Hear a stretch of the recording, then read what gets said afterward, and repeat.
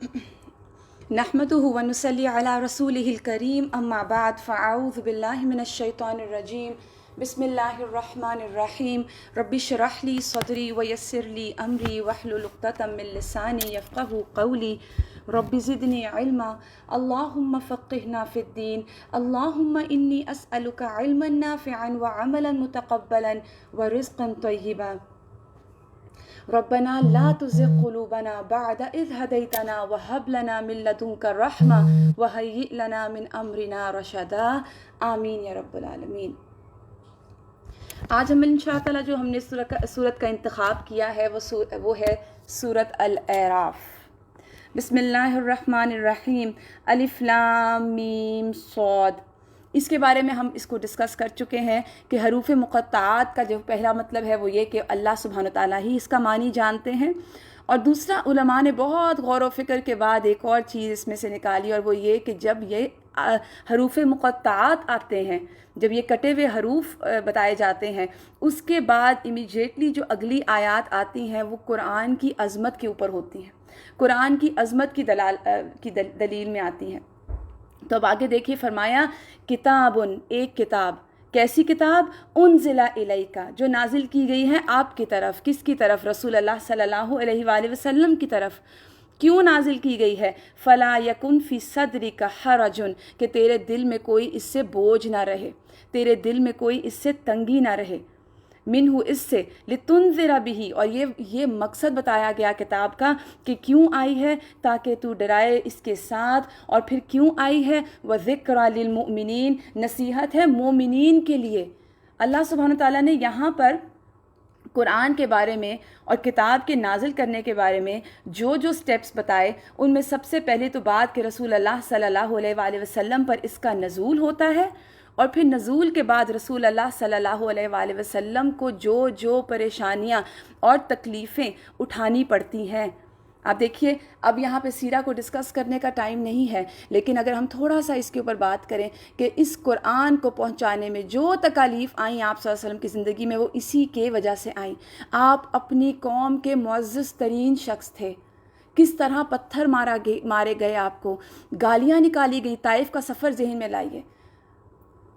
सीरा में आता है कि आपके जूते खून से भर गए, हज़रत फ़ातिमा आपके जूते, आपका खून पैर से पूंछती जाती और रोती थी देख देख कर कि मेरे वालिद की हालत क्या कर दी। थोड़ा सा सोचिए कि एक इतना मुअज़्ज़ज़ शख्स, और वो अपने आप को किस तरह घुला रहा है, ख़त्म कर रहा है कुरान के लिए, कुरान पहुंचाने के लिए। तो यहाँ पर अल्लाह सुब्हान ताला ने कहा कि इसके साथ ये आपके लिए इसलिए नहीं आया कि आपके सीने में कोई तंगी हो, आप मुश्किल में पड़ जाएं। मतलब ये है, मुजाहिद इसके बारे में फरमाते हैं कि इसके मानी ये हैं कि इस किताब के बारे में आपके दिल में कोई शक नहीं होना चाहिए। तो ये शक नहीं था, ये कंफर्म ईमान था जो आप सल्लल्लाहु अलैहि वसल्लम को किस तरह एक मुअज़्ज़ज़ इंसान होते हुए किस तरह आपने गली गली कूचे कूचे इसको पहुंचाया, क्योंकि आपको शक नहीं था, आपने यकीन के साथ पहुंचाया। और याद रखिए, जितना हमें किसी चीज़ पर यकीन होता है ना, उतनी कन्विक्शन के साथ हम वो काम करते हैं। तो कुरान की अज़मत, कुरान की ताकत का जिसको यकीन हो, फिर वो इसको छोड़ नहीं सकता, वो छोड़ सकता ही नहीं। तो किताबुन, ये एक किताब है, पहला तारुफ कि इसके साथ कोई दिल में बोझ ना हो, कोई शक ना हो। और इसके साथ करने का काम क्या है कि इसके साथ लोगों को डराएं। अमूमन लोग पहली बात क्या कहते हैं, ये मौलवी हर वक्त डराते रहते हैं। तो डराने को तो अल्लाह ने कहा है, कोई हम खुद से तो नहीं डराते, खुद से तो एक लफ्ज़ भी नहीं बोल रही है, तो अल्लाह सुब्हान ताला का कलाम है।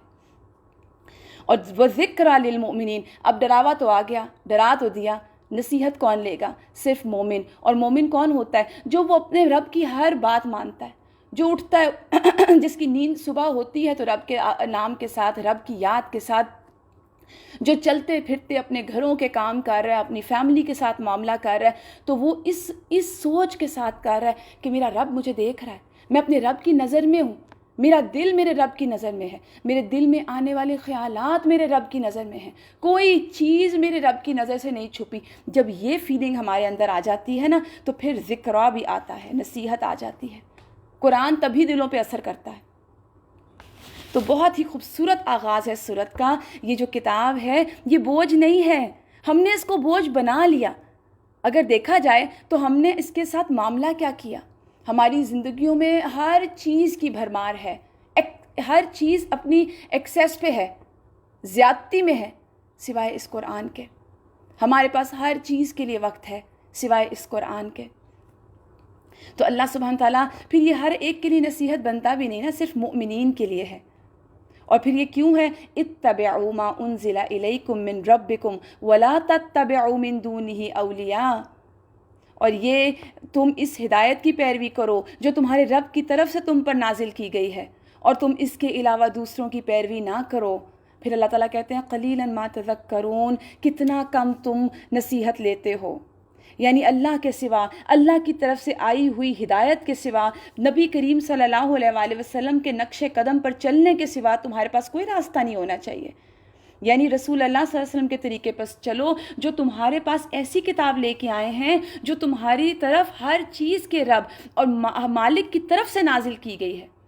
اور کیا نہ کرو؟ وَلَا تَتَّبِعُوا مِن دُونِهِ أَوْلِيَاءَ، اس کے سوا رفیقوں کی پیروی نہ کرو، اس کے سوا کسی اور کو فالو نہ کرو۔ یعنی رسول اللہ صلی اللہ علیہ وسلم تمہارے پاس جو لے کر آئے، اسے چھوڑ کر کسی اور چیز کی طرف رجوع نہ کرو، ورنہ اس کے معنی کیا ہوں گے کہ تم اللہ تعالیٰ کے حکم کو چھوڑ رہے ہو، تم اللہ سبحانہ تعالیٰ کو نعوذ باللہ، اللہ کے حکم کو نعوذ باللہ، رسول کے طریقے کو نعوذ باللہ کم سمجھ رہے ہو، اور اس کو کم سمجھ کے تم نے کسی اور کے پیچھے لگ کے کوئی اور حکم اختیار کر لیے۔ اگر اس آیت کے سینیریو میں ہم اپنی ذات کو دیکھیں اور اپنے ماحول کو دیکھیں اور آج کل کی سچویشنز کو دیکھیں تو پھر سوچیں ہم کس طرف جا رہے ہیں، ہم اپنے لیے کیا چاہتے ہیں، ہم اپنے لیے کیا پسند کرنا چاہتے ہیں۔ نیکی اور بدی تو اللہ نے پہلے دن سے واضح کر دی تھی، دو راستے ہیں بس۔ اللہ تعالیٰ نے ان میں کہہ دیا قلیلا ما تذکرون، اتنی نصیحت کے لیے اتنا خوبصورت کلام، لیکن وہ نصیحت تو تبھی کرے گا نا جب پڑھیں گے۔ پہلی سٹیج پہ پڑھتے کیسے ہیں؟ ترجمے کے بغیر، برکت کے لیے۔ الحمدللہ یہ قرآن باعث برکت ہے، آپ اس کو ایسے بھی پڑھیں گے، یہ آپ کو فائدہ ہی دے گا، یہ تو جدھر سے گزر جائے گا اس کو فائدہ دے گا۔ لیکن جب آپ اس کو سمجھ کے پڑھیں گے، جب آپ اس کو اپنی زندگیوں میں شامل کریں گے، پھر آپ دیکھیں کہ اس کی برکتیں کیسے کیسے آپ کو ہٹ کریں گی، اور کس طرح آپ پر چھا جائیں گی، اور کیسے آپ اپنے آپ کو کس قدر خوش قسمت محسوس کریں گے، اور آپ کو اپنی زندگیوں میں سکون نظر آئے گا، اور آپ کی زندگیاں بھر جائیں گی برکتوں کے ساتھ۔ لیکن ہم ہر اور دنیاوی چیز کی طرف بھاگیں گے، نہیں آئیں گے تو اس کی طرف نہیں آئیں گے۔ اس کو یہ کھولا کب جاتا ہے؟ اموات کے وقت، دلہنوں کی رخصتی کے وقت، یا کوئی کسی معاملے میں کوئی نیا بزنس یا کوئی شاپ شروع کر رہا ہو تو یہ قرآن کو وہ کہتے ہیں نا کہ وہ بلاتے ہیں کچھ بچے اور بٹھاتے ہیں اور قرآن ختم کروا دیتے ہیں، جی ہم نے قرآن ختم کروا دیا۔ قرآن ختم ہونے کے لیے نہیں آیا، اسی کے ساتھ تو شروع کرنی ہے زندگی۔ قلیلا ما تذکرون، کتنا کم تم نصیحت حاصل کرتے ہو، اللہ کا شکوہ ہے۔ پھر آگے اللہ سبحانہ تعالیٰ کچھ تباہ شدہ بستیوں کے حالات بیان کرتے ہیں۔ وَقَمْ مِنْ قَرْيَةٍ أَهْلَكْنَاهَا، اور کتنی ہی بستیاں ہیں جنہیں ہم نے تباہ کر دیا۔ اور وجہ کیا تھی تباہی کی؟ انہوں نے رسول کی مخالفت کی، رسولوں کی سنتوں کی مخالفت کی، رسول کی تکذیب کی، ان کو جھٹلایا، ان کا پیغام نہیں مانا، تو انہیں دنیا میں ذلت اور رسوائی کے ساتھ تباہ و برباد کر دیا اللہ نے۔ جیسے ہم نے کل اللہ سبحانہ تعالیٰ کی صفات پڑھی تھی نا، اس میں ہم نے القاہر پڑھی تھی کہ وہ غلبے والا ہے، وہ قدرت والا ہے، اور اس کو کوئی چیلنج کر نہیں سکتا۔ پھر اس کے بعد آخرت میں بھی ذلت اور رسوائی ملے گی ایسی اقوام کو جنہوں نے رسول کی مخالفت کی، رسول کی تکذیب کی، رسول کا مذاق اڑایا۔ تو یہاں پر اللہ سبحانہ تعالیٰ اپنی طاقت کے ساتھ بتا رہے ہیں کہ دیکھو تم کس کا مقابلہ کر رہے ہو، تم وہ تو دیکھو یہ قرآن کس ہستی کی طرف سے آیا اور تم کس کے مقابلے میں کھڑے ہو رہے ہو۔ وَكَمْ مِنْ قَرْيَةٍ أَهْلَكْنَاهَا، کتنی ہی بستیاں ہم نے ان کو ہلاک کر دیا، زمین سے وائپ آؤٹ ہو گئیں۔ فَجَاءَ بَأْسُنَا بَيَاتًا أَوْ هُمْ قَائِلُونَ، ہمارا عذاب ان پر آیا تو رات کے وقت جب وہ سو رہے ہوتے تھے، یا دن کو جب وہ قیلولہ کر رہے ہوتے تھے، یعنی دوپہر کا آرام کرتے تھے۔ اس سے کیا مراد ہے؟ یعنی ان میں سے کچھ لوگوں کے پاس اللہ کا جو امر آیا، اللہ کا عذاب آیا تو رات کے وقت میں آیا یا دوپہر کے وقت میں آیا۔ آپ دیکھیے دو وقت ایسے ہیں جب انسان ریلیکسڈ ہو کر لیٹا ہوتا ہے۔ رات کو جب انسان، آپ سوچیں ذرا ذہن میں لائیے کہ کیا سچویشن ہوتی ہے جب آپ سارے کام ختم کر کے لائٹس آف کر کے لیٹنے لگتے ہیں تو وہ سب سے ریلیکسڈ ٹائم ہوتا ہے۔ اسی طرح دوپہر کو کیلولے کے وقت. اور یہ کیوں ایسے آیا کہ بے خبری کے وقت آیا نا. اور بھری پڑی ہیں، اگر آپ ہسٹری، آپ یوٹیوب کھولیں اور آپ اس میں دیکھیں تو آپ کو ایسے ایسے نظارے دیکھنے کو ملیں گے کہ اللہ سبحانہ تعالیٰ نے ایسی اقوام کے ساتھ کیا کیا جنہوں نے اللہ کے سامنے اور نعوذ باللہ اللہ کے کلام کی، اللہ کے رسولوں کی برابری یا مقابلہ کرنا چاہا. اللہ تعالیٰ کہتے ہیں جب عذاب آ گیا فما کان دعواہم، اس وقت پکارے، اس وقت کوئی دعا اور نہیں تھی، اذ جاءہم بأسنا، ہمارا عذاب جب ان پر آ گیا، الا ان قالوا انا کنا ظالمین، تب کہنے لگے اللہ ہم تو اپنے اوپر ظلم کر رہے تھے، ہمارا عذاب آیا تو ان کی یہ پکار یہ تھی. یعنی جب اللہ کا عذاب آتا ہے تو تب انسان گناہوں کا اقرار کر لیتا ہے، اس بات کا اعتراف کر لیتا ہے کہ ہم ہی غلطی پہ تھے، ہم نے ہی غلط کیا. آج ہم اپنے آپ کو دیکھیں، آج ایک ایک شخص اس دنیا کا، آج ایک ایک شخص اس دنیا کا، میں پھر وہی بار بار ہم ایک ہی بات کرتے ہیں نا کہ اللہ کے ان جنود کے ذریعے ٹارگٹس پہ ہے، ہٹ لسٹ پہ ہے، جو ہمیں نظر بھی نہیں آ رہے، حقیر ترین، جن کی ویکسینز تیار کرنے کی طاقت ہی نہیں ہے، اتنی بڑی بڑی سپر پاور میں کسی کو سمجھ ہی نہیں آ رہی، بے بس. لیکن پھر بھی ہمارے حالات کیا ہیں؟ آپ صرف یہ دیکھیے کہ اس لاک ڈاؤن کے عرصے کو ہم نے پارٹی ٹائم بنا لیا، یہ ہماری پارٹی کا ٹائم چل رہا ہے. توبہ استغفار الحمدللہ ہم کرتے بھی ہیں، لیکن کتنا رجوع ہے، کتنا ہم واپس آ رہے ہیں، کتنا ہم پلٹ رہے ہیں. جب نیچر سٹرائک بیک کرتی ہے نا، پھر اس کے بعد ہمارے پاس کچھ بنتا نہیں ہے، ہم کچھ کر نہیں سکتے. اور یہاں پر تو وہ قومیں، مجھے جب میں اس کو پڑھ رہی تھی تو مجھے لگ رہا تھا کہ یہ تو ہمارے سے پھر بہت بہتر قومیں تھی، کہ ان پر جب اللہ کا عذاب آیا تو مان گئے کہ ہاں اللہ ہم ظالم تھے. ہم تو یہ بھی نہیں مان رہے ہم ظالم ہیں. اگر کوئی آ کے کہہ دیتا ہے کہ ہمارے گناہ ہیں، ہماری خطائیں ہیں، تو ہم وہ بھی ماننے کو تیار نہیں ہیں. ہم اس کو بھی سائنٹیفکلی کہتے ہیں یہ وائرس آ گیا اور یہ وائرس ایسے پریویل کرے گا اور یہ وائرس ایسے ختم ہوگا، یہ اس ٹائم پہ ختم ہو جائے گا اور وینٹیلیٹر کام کر جائے گا. نہیں، اپنے آپ کی گناہ کو ایکسیپٹ کرنا ہے کہ اللہ ہم ظالم ہیں، ہم نے ظلم کیا ہے. آپ اپنے بندوں پر کبھی ظلم نہیں کر سکتے. ہم نے کل کیا پڑھا؟ کتب علی نفسہ الرحمہ، اس نے تو اپنی ذات پر رحمت کو لکھ لیا. اور یہاں پر یہی بات کی گئی کہ جب ایسی قوموں پر عذاب آیا تو تب پکارے، تب چیخے ہاں ہم ظالم تھے. لیکن اس وقت تو پھر توبہ قبول نہیں ہوتی نا.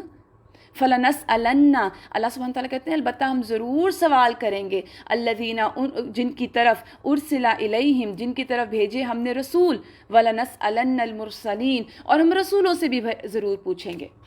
یعنی کویسچن تو ضرور کیا جائے گا. اور کیسے کویسچن ہوگا؟ یعنی قیامت کے دن اللہ سبحانہ تعالیٰ سب سے سوال کریں گے. اللہ قیامت کے دن امتوں سے پوچھیں گے انہوں نے رسولوں کو کیا جواب دیا، اسی طرح رسولوں سے پوچھیں گے کہ ان کو امتوں نے کیا جواب دیا. یہ کویسچن آنسرز تو ہوں گے. اللہ اتنی بڑی بڑی نعمتیں دے رہے ہیں، اللہ آپ کو دین دے رہے ہیں، اللہ قرآن دے رہے ہیں، اللہ قرآن سمجھانے کے لیے، سکھانے کے لیے نبی بھیج رہے ہیں، اور پھر اس نعمت کا سوال ہی نہیں ہوگا. ابھی آگے انشاءاللہ پڑھیں گے ہم کہ قرآن اللہ کے آگے گلا کرے گا کہ اللہ اس قوم نے مجھے چھوڑ دیا. اللہ اکبر. پھر اس کے بعد فرمایا فَلَنَقُصَّنَّ عَلَيْهِمْ بِعِلْمٍ وَمَا كُنَّا غَائِبِينَ، اور ہم اپنے علم کے ساتھ یہ حالات بیان کریں گے اور ہم کہیں غائب تو نہیں تھے. کتنا سخت انداز ہے نا. اس کی تفسیر میں بیان کیا جاتا ہے کہ ان حالات کے بیان کرنے کی صورت یہ ہوگی کہ ان لوگوں کے سامنے ان کے نامہ اعمال رکھ دیے جائیں گے جو وہ عمل کرتے تھے. اور اللہ کہہ رہے وَمَا كُنَّا غَائِبِينَ، اور ہم دنیا میں غائب تو نہیں تھے. اللہ غائب نہیں ہے، اللہ حاضر ہے، اللہ حاضر ہے، اللہ موجود ہے، اللہ دیکھ رہا ہے، اپنے ایک ایک بندے کی ایک ایک موومنٹ کو واچ کرتا ہے. کل ہم آپ دیکھیے نا، اگر ان چیزوں کے ساتھ آپ اپنے ذہن میں لائیے کل کی جو ہم نے اللہ سبحانہ تعالیٰ کی صفات پڑھی. اللہ سمیع ہے، وہ دلوں میں اٹھنے والے خیالات کو بھی سنتا ہے، جو صرف ہمیں لگتا ہے کہ میں سن رہی ہوں. اللہ سنتا ہے، وہ جانتا ہے. فَلَنَقُصَّنَّ عَلَيْهِمْ بِعِلْمٍ، ہم یہ علم کے ساتھ بیان کریں گے. اور اللہ کا علم کیسا ہے؟ اللہ اپنے وجود کے ساتھ موجود نہیں ہے، اللہ ہر جگہ اپنے علم کے ساتھ موجود ہے. وہ ہر چیز سے آگاہ ہے، کوئی چیز اس سے غائب نہیں ہو سکتی. نہ خود وہ کسی چیز سے بے خبر ہے، بلکہ اس کی ذات تو آنکھوں کی خیانت، دلوں کی مخفی باتوں کو بھی جانتی ہے. اللہ تعالیٰ کہتے ہیں وَمَا كُنَّا غَائِبِينَ، ہم کہیں غائب تو نہیں تھے. اور پھر آگے فرمایا والوزن یومئذ الحق، اور اس دن وزن کرنا حق ہوگا، وزن اس دن حق ہوگا. فمن ثقلت موازینہ فاولئک هم المفلحون، فاولئک هم المفلحون، تو جس کے اعمال نیک وزن بھاری ہو گئے تو وہ فلاح پا گئے. یہ اللہ سبحانہ تعالیٰ ایک کرائٹیریا دے رہے ہیں، اور ایسے لوگوں کو اللہ سکسیسفل کہہ رہے ہیں جن کے میزان اس دن بھاری ہو گئے. وَمِنْ خَفَّتْ مَوَازِينُهُ فَأُولَئِكَ الَّذِينَ خَسِرُوا أَنفُسَهُمْ بِمَا كَانُوا بِآيَاتِنَا يَظْلِمُونَ. اللہ اکبر. اس کے اندر ذرا ہم اپنے آپ کو چیک کریں. ہم آیتوں سے باہر نہیں جاتے، آپ آیتوں کے ٹیکسٹ میں ہی رہیے. اللہ سبحانہ تعالیٰ کہتے ہیں وزن اس دن حق ہوگا، یعنی لازمن ہے. حق سے مراد کیا ہے کہ ضرور ہوگا. جتنی جس کا عمل ہوگا اتنا زیادہ اخلاص کے ساتھ جس کا جتنا عمل ہوگا اتنا زیادہ اس کے عمل کا وزن ہو جائے گا. جتنا کسی کا عمل اللہ کے لیے ہوگا اتنا اس کا عمل وزنی ہوگا. مثال کے طور پر ایک شخص نماز ادا کرتا ہے پورے خشوع و خضوع کے ساتھ، دل کی حضوری کے ساتھ، رسول اللہ صلی اللہ علیہ وسلم کے طریقے پر، تو اس کا عمل ڈیفینیٹلی اس شخص کے مقابلے میں وزنی ہوگا جس کا دل نماز میں نہ لگتا ہو، جس کی خشوع کے بغیر والی سستی کی نماز، تیز رکوع، تیز سجدہ، تیز تشہد اور بس سلام پھیر کے اور وہ گیا. تو کیا دونوں میں فرق نہیں ہوگا؟ ہم تو دنیا میں ایسا فرق نہیں آگے جانے دیتے. تو اللہ سبحانہ تعالیٰ جو سب سے بڑا عادل ہے وہ اپنے بندوں کے درمیان ان چیزوں کے ساتھ کوئی فیوریٹزم چلائے گا؟ نعوذ باللہ. تو یہاں پر جو بات ہے وہ یہ کہ وزن تو اس دن ہونا ہے، ہمارے اعمال کا وزن تو کیا جائے گا. تو جس کے اعمال بھاری ہو گئے، ثقلت موازینہ، جس کے ہو گئے، جس کے اعمال بھاری سے مراد میں نے آپ کو کیا بتایا کہ اس کے نیک اعمال میں جتنا اخلاص ہوگا اور جتنی سنت کی پیروی ہوگی اتنے اس کے اعمال بھاری ہوں گے. فاولئک هم المفلحون، تو یہی لوگ فلاح پانے والے ہیں. اس بارے میں وہ آپ ایک حدیث آتی ہے نا کہ ایک شخص قیامت کے دن آئے گا اور اس کے جب اعمال تولے جائیں گے تو اعمال کچھ کم ہوں گے اس کے، تو اللہ سبحانہ تعالیٰ ایک کاغذ کا ٹکڑا رکھے گا اس کے اعمال پہ اور سارے اعمال ایک دم بھر جائیں گے اور بھاری ہو جائیں گے اس کے موازین. تو وہ کہے گا کہ اے اللہ یہ کیا تھا؟ اور وہ کیا ہوگا؟ دل کے ساتھ، اخلاص کے ساتھ کلمہ لا الہ الا اللہ کہنا، وہ میزان کو بھر دے گا. تو فاولئک هم المفلحون، تو جو لوگ سنتوں پہ عمل کریں گے اور جو صرف اپنا عمل اللہ کے لیے کریں گے، کسی کو دکھانے کے لیے نہیں، کسی سے سرٹیفکیٹ پانے کے لیے نہیں، تو وہ لوگ تو اس دن سکسیسفل ہو جائیں گے انشاءاللہ. ومن خفت موازینہ، اب جن کے پلڑے ہلکے ہو گئے، فاولئک الذین خسروا، تو یہ لوگ لوزرز ہوں گے اس دن. انفسہم، انہوں نے اپنے نفسوں کو خسارے میں ڈال دیا، اپنی جانوں کو مشکلوں میں ڈال دیا، اپنے آپ کو خود تکلیف میں ڈال دیا. اور وہ کیسے ڈالا اپنے آپ کو خود تکلیف میں؟ بما کانوا یظلمون، کیونکہ وہ لوگ ظلم کرتے تھے. وہ لوگ ظلم کرتے تھے. کس چیز کے ساتھ ظلم کرتے تھے؟ آپ دیکھیے ظلم کی تو بہت سی قسمیں ہیں، اور ظلم کو اگر دیکھا جائے تو ظلم ہوتا کیا ہے؟ ظلم کا مطلب یہ ہے کہ کسی چیز کو اس کی اپنی جگہ سے ہٹا دینا، اس کو اپنا اصل مقام نہ دینا. تو سب سے پہلے تو ظلم کیا ہے؟ شرک سب سے بڑا ظلم. اس کے بعد شرک کے بعد آپ دیکھیے اگر ہم ایمان لے آتے ہیں اور پھر ایمان لا کے ہم قرآن کو یا دین کو، اللہ کے کتاب کو، رسول کی سنتوں کو ان کا مقام نہیں دیتے، ان کا صحیح حق نہیں دیتے، تو کیا یہ ظلم کی قسم نہیں ہے؟ اگر ہم عمل کریں اور اچھے سے اچھا نیک عمل کریں، اور کس کے لیے کریں؟ کہ لوگ مجھ سے خوش ہو جائیں، تو کیا ہوگا؟ لوگ خوش ہو جائیں گے لیکن رب تعالیٰ کے پاس تو اس کا کوئی اجر نہیں ہوگا نا. تو یہاں پر بات کی گئی وزن کی، تو ہم تھوڑا سا دیکھتے ہیں کہ روز قیامت میزان میں کس کس چیز کو رکھ کر وزن کیا جائے گا. اس کے بارے میں بہت سے اقوال ہیں. یہ بھی کہا جاتا ہے کہ قیامت کے دن اعمال کو اجسام دے دیے جائیں گے. قیامت کے دن کام جو ہم نے عمل کیے ہوں گے نا ان کو جسم دیے جائیں گے. اب اس کی دلیل کیا ہے؟ جیسے سورہ بقرہ اور سورہ آل عمران قیامت کے دن اس طرح آئیں گے گویا وہ دو بادل ہیں، دو سائبان ہیں، صفے باندھے ہوئے پرندے کی دو جماعتیں ہیں. پھر اسی طرح قرآن کے بارے میں بھی آتا ہے نا کہ قرآن قیامت کے دن ایسے نوجوان کی شکل میں آئے گا جس کا رنگ بدلا ہوا ہوگا. تو وہ کہے گا، یعنی قرآن کہے گا تم مجھے پہچانتے ہو؟ اور وہ قاری قرآن کہے گا نہیں میں تو آپ کو نہیں جانتا. تو قرآن جواب دے گا میں وہ ہوں جس نے تجھے رات کو بیدار رکھا، تجھے دن کو پیاسا رکھا.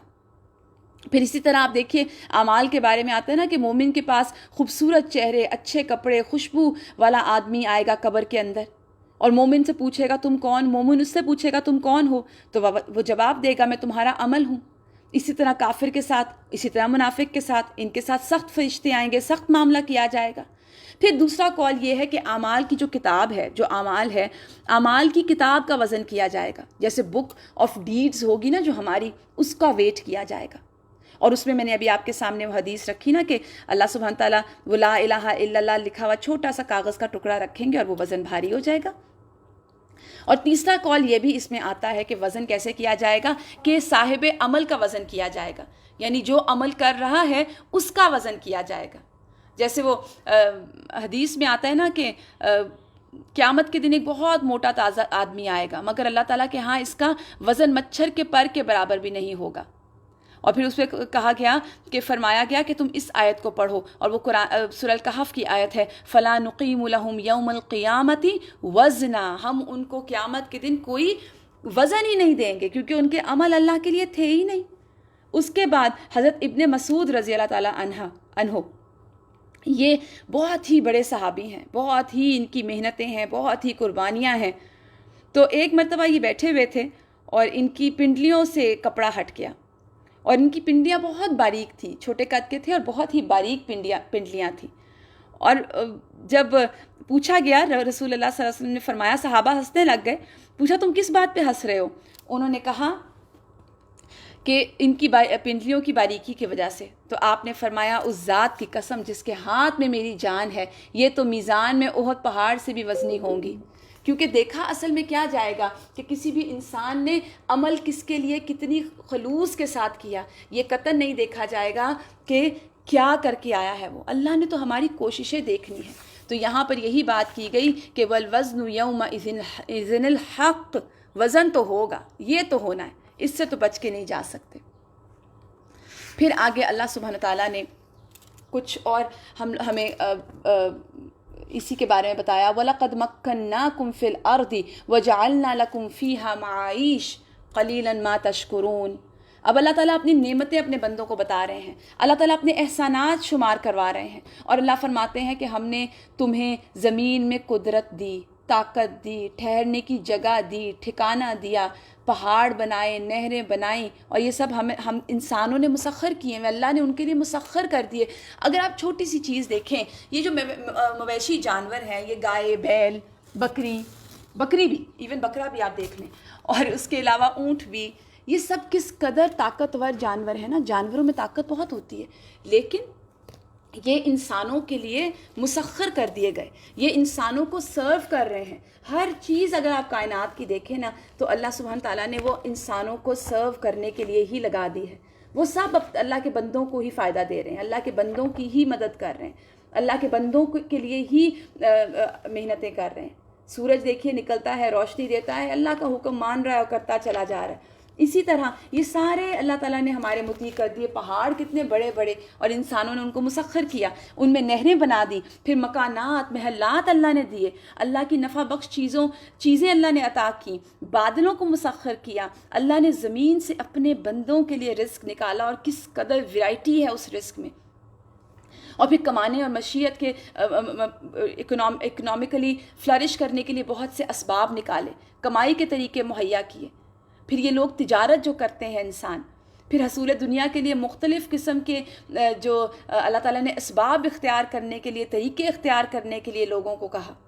تو یہاں پر یہ بات ہے، اللہ سبحانہ تعالیٰ اپنی نعمتیں گنوا رہے ہیں کہ ہم نے تمہیں زمین میں قدرت دی، وَجَعَلْنَا لَكُمْ فِيهَا مَعَائِشَ، اور ہم نے تمہارے لیے معائش بنائی یعنی گزر بسر کرنے کے اسباب فراہم کیے تمہیں۔ قلیلاً ما تشکرون، اللہ کا آگے شکوہ ہے کتنا کم تم شکر کرتے ہو۔ اور واقعی اگر ہم اپنی نعمتوں کو دیکھیں نا، اور پھر اس کے مقابلے میں ذرا ہم اپنے شکر کو دیکھیں، دونوں میں کتنا فرق ہے، نعمتوں کی زیادتی کتنی ہے اور شکر کی قلت کتنی ہے۔ ہم کئی مرتبہ ایسی نعمتیں استعمال کر رہے ہوتے ہیں جن کو ہم نعمتیں سمجھتے بھی نہیں۔ اب ایک چھوٹی سی بات ہے، جیسے اکثر یہ جو ابھی لاک ڈاؤن ہی چل رہا ہے، پوری دنیا میں جو ایک چل رہا ہے کووڈ کا پرابلم، تو اس میں کچھ لوگ ایسے ہیں ڈیفینیٹلی گھروں میں ان کے مشکلیں ہیں، فائنینشلی پرابلمز ہوں گی، سب مشکل پریشانیاں ہوں گی، وہ صبر کریں ایسے لوگ. اور جو لوگ اپنے گھروں میں خوشحال ہیں، پرسکون ہیں، اپنے بچوں کے ساتھ ہنسی خوشی زندگی گزار رہے ہیں، تو کیا وہ اس بات کا تقاضا نہیں کرتا کہ لمحہ لمحہ اللہ کا شکر ادا کیا جائے؟ پھر اس کے بعد اگر ہمارے پاس صحت ہے، ہم اپنی نیند اٹھتے ہیں خوشی سے، صحت کی حالت میں، فائنینشلی سکون میں، پھر اس کے بعد بچے ہمارے اپنی جگہوں پر اپنی صحتوں کی حالتوں میں ہوں، تو کیا یہ شکر کا تقاضا نہیں کرتا؟ پھر کبھی اپنے گھروں کو دیکھیے، اپنے آرام گاہوں کو دیکھیے، اپنی ملنے والی نعمتوں کو. یہ میں آپ کو یہ نعمتیں اس لیے گنوا رہی ہوں کہ یہ وہ چیزیں ہیں جو ہم روٹین میں یوز کر رہے ہوتے ہیں اور ہم نے کبھی ان کو نعمت سمجھا ہی نہیں. ایون ہم سانس لے رہے ہوتے ہیں، ہم پرسکون سانس لے رہے ہوتے ہیں، وہ کیا اللہ کی نعمت نہیں ہے؟ ہر سانس کے ساتھ بھی اگر انسان الحمدللہ کہے تو بھی اللہ سبحانہ تعالیٰ کی عطا کا حق ادا ہو نہیں سکتا. اللہ کا یہاں شکوہ ہے. اگر آپ زمین آسمان کو دیکھیں نا، تو آپ دیکھیں اللہ نے مجھے اور آپ کو اشرف المخلوقات بنایا.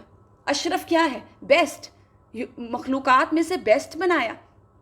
اور پھر ساری مخلوق کو ہمیں سرو کرنے کے لیے بنایا. سب ہمارے انڈر ہے، سب کو انسان ایکسپلور کر رہا ہے اور مسخر کر رہا ہے. قلیلا ما تشکرون، کتنا کم تم شکر کرتے ہو. اب اس کے بعد اللہ سبحانہ تعالیٰ آگے انسان کی تخلیق کا ایک مرحلہ بیان فرمائیں گے. اور اس مرحلے میں آپ نے بہت مرتبہ یہ واقعہ سنا ہوگا ابلیس کا اور آدم علیہ السلام کا، لیکن یہاں پہ جس طریقے سے وہ بیان کیا گیا ہے نا، اللہ سبحانہ تعالیٰ نے جب دنیا بنی تھی نا، جب انسان کو تخلیق کیا گیا تھا، تبھی دو راستے انسانوں کے سامنے رکھ دیے تھے، ایک گناہ کا، برائی کا، ایک اچھائی کا. اب یہاں پر فرشتوں کو آدم کو سجدہ اور ابلیس نے پھر انکار کیا. اب یہاں پہ یہ بیان کیا جائے گا. اس مقام پر اللہ سبحانہ تعالیٰ اولاد آدم کو ان کے باپ حضرت آدم کے شرف کی طرف توجہ دلا رہے ہیں، اور پھر اللہ تعالیٰ ان کے دشمن ابلیس کی عداوت اور حسد کو بیان فرما رہے ہیں، جو آدم سے کرتا رہا اور جس کی وجہ سے وہ ابلیس جو ہے، جس کو ہم شیطان کہتے ہیں، وہ شیطان بن گیا. ہوا کیا تھا؟ اللہ فرماتے ہیں وَلَقَدْ خَلَقْنَاكُمْ ثُمَّ صَوَّرْنَاكُمْ ثُمَّ قُلْنَا لِلْمَلَائِكَةِ اسْجُدُوا لِآدَمَ. اللہ سبحانہ تعالیٰ کہتے ہیں ہم نے تمہیں پیدا کیا، ثُمَّ صَوَّرْنَاكُمْ، پھر تمہاری صورتیں بنائی، ثُمَّ قُلْنَا لِلْمَلَائِكَةِ اسْجُدُوا لِآدَمَ، پھر ہم نے فرشتوں سے کہا آدم کو سجدہ کرو. آپ دیکھیے کہ اللہ سبحانہ تعالیٰ نے انسان کو پیدا کیا، اللہ نے اس کی صورت بنائی، اس کے اندر اپنی روح سے پھونکا، یعنی اللہ نے روح پھونک دی، تو فرشتوں کو حکم دیا کہ اپنے رب تعالیٰ کی تعظیم بجا لاتے ہوئے اس کو سجدہ کریں. وہ سجدہ اس لیے نہیں تھا، ایک تو انسان کی جو علم ہے، انسان کو علم کی بنا پر سجدہ کروایا گیا نا، لیکن اصل ٹیسٹ کیا تھا؟ کون اللہ کا حکم مانتا ہے. اصل میں تو اللہ کا حکم تھا، یہ بات نہیں تھی کہ حکم کیا ہے. کویسچن یہ ہے کہ حکم کس کا تھا. اللہ نے حکم دیا انسانوں کو سجدہ کرنے کے لیے، فرشتوں کو، انہوں نے سجدہ کیا. فسجدوا، انہوں نے فوراً سجدہ کیا. الا ابلیس، مگر ابلیس، اس نے سجدہ نہیں کیا، یہ نہیں جھکا اللہ کے آگے. آپ دیکھیے اللہ سبحانہ تعالیٰ نے جہاں کچھ چیزیں اپنے ہاتھ سے بنائی نا، اس میں حضرت آدم علیہ السلام کو بھی اللہ نے اپنے ہاتھ سے بنایا ہے. ابو البشر ہیں حضرت آدم علیہ السلام. تو یہاں پر اللہ سبحانہ تعالیٰ نے جب انسان کو پیدا کیا، اللہ نے حکم دیا اور تمام فرشتوں نے سجدہ کیا، مگر ابلیس اکڑ گیا. اللہ سبحانہ تعالیٰ نے اس سے پوچھا قال ما منعک، کس چیز نے تجھے روکا؟ اللہ تسجد اذ امرتک، جب میں نے تجھے حکم دیا اور تو سجدہ نہ کرے، یعنی حکم میرا ہے، تجھے کیا چیز روک رہی ہے؟ قالا، کہنے لگا انا خیر منہ، میں اس سے بہتر ہوں، میں اس سے اچھا ہوں. خلقتنی من نار وخلقتہ من طین، مجھے تو نے آگ سے پیدا کیا، اس کو تو نے مٹی سے پیدا کیا. یعنی مانا ہی نہیں، اپنی غلطی نہیں مان رہا، یہ نہیں دیکھ رہا کس کے آگے کھڑا ہو رہا ہے. کہا کہ میں اس کو سجدہ نہیں کروں گا، میں اس سے بہتر ہوں. اس کا کہنے کا مقصد یہ تھا کہ جب میں بہتر ہوں تو پھر مجھے کیوں حکم دیا کہ میں اس کو سجدہ کروں؟ اور پھر اس نے اپنی بہتر ہونے کی دلیل کیا دی کہ مجھے آگ سے پیدا کیا گیا ہے، اور آگ اس چیز سے بہتر ہے جس گندی چیز سے، مٹی سے تو نے اس کو پیدا کیا، اس سے آدم کو پیدا کیا. یعنی آگ مٹی سے بہتر ہے۔ اصل میں ابلیس نے کیا کیا، ظاہری عنصر کی طرف دیکھا تو اس کو لگا میں بہتر ہوں اور مٹی تو اچھی چیز نہیں ہے۔ آدم کے عزم اور شرف کی طرف نہیں دیکھا کہ اللہ نے اس کو سجدہ کرنے کے لیے حکم دیا، اللہ نے جس بھی چیز سے بنایا اللہ نے کوالٹیز کیا رکھی ہیں اس کے اندر، یہ نہیں دیکھا اس نے۔ اللہ نے اس کو اپنے ہاتھ سے بنایا، یہ نہیں دیکھا اس نے۔ اللہ نے اپنی طرف سے روح پھونکی، یہ نہیں دیکھا شیطان نے۔ اللہ نے اس کو علم دیا، یہ نہیں دیکھا شیطان نے۔ اس نے دیکھا میں بہتر ہوں، مجھے تو آگ سے پیدا کیا، میرے اندر اتنی کوالٹیز ہیں، اور یہ کیا کیا، اس کو میں سجدہ کروں۔ تو اس نے بھی قیاس کیا۔ دیکھیے اس نے کیا قیاس کیا، اس کو لگا آگ مٹی سے بہتر نہیں ہو سکتی، مٹی بہتر ہے، کیونکہ مٹی میں کیا ہوتی ہے، دیکھیے مٹی کی تھوڑی سی ہم کوالٹیز دیکھیں تو مٹی میں نرمی ہوتی ہے، مٹی حلیم ہوتی ہے، نرم ہوتی ہے، بردبار ہوتی ہے، ثابت قدمی ہوتی ہے۔ مٹی میں جو ہے وہ پروڈکشن کی صفت ہوتی ہے۔ آپ دیکھیں نا جو جتنی بھی ہم لیتے ہیں نباتات وہ کہاں سے آ رہی ہیں، مٹی سے آ رہی ہیں نا، تو مٹی میں یہ صفات ہوتی ہیں۔ اور اس کے بعد آپ دیکھیے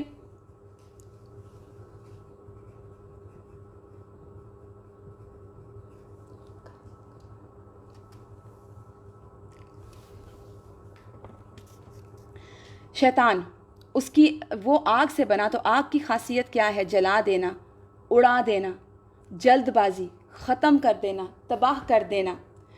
اور ابلیس کے اس عنصر نے ہی اس سے خیانت کی، آدم کے عنصر نے اس کو فائدہ پہنچایا، یعنی آدم جس چیز سے پیدا کیے گئے تھے ان کو اس سے فائدہ ہوا، جبکہ ابلیس جس چیز سے پیدا کیا گیا تھا، جس پر اس نے تکبر کیا، اس کو نقصان ہوا۔ اللہ تعالیٰ کی طرف انسان نے کیا کیا، حضرت آدم نے کیا کیا، اللہ کی طرف رجوع کیا، جھکاؤ سے کام لیا، اطاعت کا عمل کیا، اللہ کے آگے سر تسلیم خم کیا، اپنی غلطی کی تو اس کا اعتراف کیا، اپنے رب سے توبہ کی۔ اور آگ کی جیسے صفت ہے نا، بھڑکنا، جلا دینا، تباہ کرنا، ختم کرنا، تو شیطان نے بھی کیا کیا، جب وہ آگ سے بنا ہوا تھا تو اللہ کی نافرمانی کی، اللہ کے آگے کھڑا ہو گیا، اللہ کے ساتھ نعوذ باللہ آرگیومنٹس کرنے لگا۔ اللہ تعالیٰ کہتے ہیں قالا، اللہ نے کہا فاہبط، تو پھر اس آسمان سے اتر جاؤ، منہا، اس سے، فما یکون لک ان تتکبر فیہا، تیرے لیے لائق ہی نہیں کہ تو یہاں پہ تکبر کرے۔ آپ دیکھیے کہ کس قدر تھا، یہ بھی جو ابلیس تھا اس نے بہت عرصہ فرشتوں کے ساتھ، فرشتوں کی کمپنی میں بیٹھا، فرشتوں کے ساتھ مل کر عبادت کرتا تھا، لیکن اس کے اندر تربیت کی کمی رہ گئی تھی نا، اندر سے نہیں ٹوٹا تھا۔ کوئی فرق نہیں پڑتا اگر انسان اپنا ماحول بدل لے اور ایسے لوگوں میں اٹھنا بیٹھنا شروع کر دے، ڈیفینیٹلی اچھی کمپنی فائدہ دیتی ہے، لیکن اگر انسان اپنے دل کو نہیں بدلتا نا، اپنے اندر سے نہیں ٹوٹتا، اپنے اندر عاجزی نہیں لے کے آتا، اپنے اندر کا تکبر، اپنے آپ کو بہتر سمجھنا نہیں ختم کرتا، تو اس کو کوئی فائدہ نہیں دیتا ایسی کمپنی، کیونکہ یہ جو تکبر ہوتا ہے نا، جو ہمارے اندر ایگزسٹ کر رہا ہوتا ہے، ہمارے دلوں کے اندر، وہ کہیں نہ کہیں پھوٹ کے باہر آ جاتا ہے، کسی نہ کسی موقع پہ نکل کے باہر آ ہی جاتا ہے۔ اور آپ دیکھیے کہ یہاں پہ اس نے تکبر کیا تھا نا، اللہ سبحانہ تعالیٰ نے کہا اتر جا یہاں سے، تیرے لیے لائق ہی نہیں تھا کہ تو تکبر کرتا یہاں پر، فخرج، نکل جاؤ، انک من الصاغرین، بے شک تو ذلیلوں میں سے ہے۔ اب اس کے تکبر کا آپ عالم دیکھیے، قال انظرنی، اس نے کہا اللہ مجھے مہلت دیجیے، الی یوم یبعثون، جب تک قیامت قائم ہوگی، جب لوگ اٹھائے جائیں گے قبروں سے۔ قال انک من المنظرین، اللہ نے کہا تو مہلت دیا گیا، تجھے مل گئی مہلت۔ تو آپ کو پتہ شیطان کو کبھی موت نہیں آئے گی، اور وہ موت کیوں نہیں آئے گی، اس کی اسی دعا کی وجہ سے۔ اللہ تو اتنا دعاؤں کا سننے والا ہے۔ میں اس کو دیکھ رہی تھی تو میں سوچ رہی تھی کہ اللہ نے تو شیطان کی بھی جو اپیل ہے، اور جو اس نے اللہ کے آگے ایک اپنی درخواست رکھی کہ اللہ مجھے مہلت دے دے، اللہ نے وہ بھی سن لی۔ اللہ نے کہا قال انک من المنظرین، تو مہلت دیا گیا۔ اب آگے اللہ کے ساتھ ڈائلاگز کیا کر رہے ہیں، قال فبما اغویتنی، اللہ اس وجہ سے کہ تو نے مجھے گمراہ کیا، لاقعدن لہم صراطک المستقیم، میں ضرور بیٹھوں گا لوگوں کے سیدھے راستے پر، میں سیدھے راستے پر بیٹھ کے ان کو ڈسٹریکٹ کروں گا، میں یہ کام ضرور کروں گا۔ اور وجہ کیا ہے کہ اللہ آپ نے مجھے گمراہ کیا، میں برا نہیں تھا، آپ نے مجھے حکم ہی ایسا دیا، میں کر ہی نہیں سکا، میں کیا کرتا۔ یہ کیسا ایٹیٹیوڈ ہے؟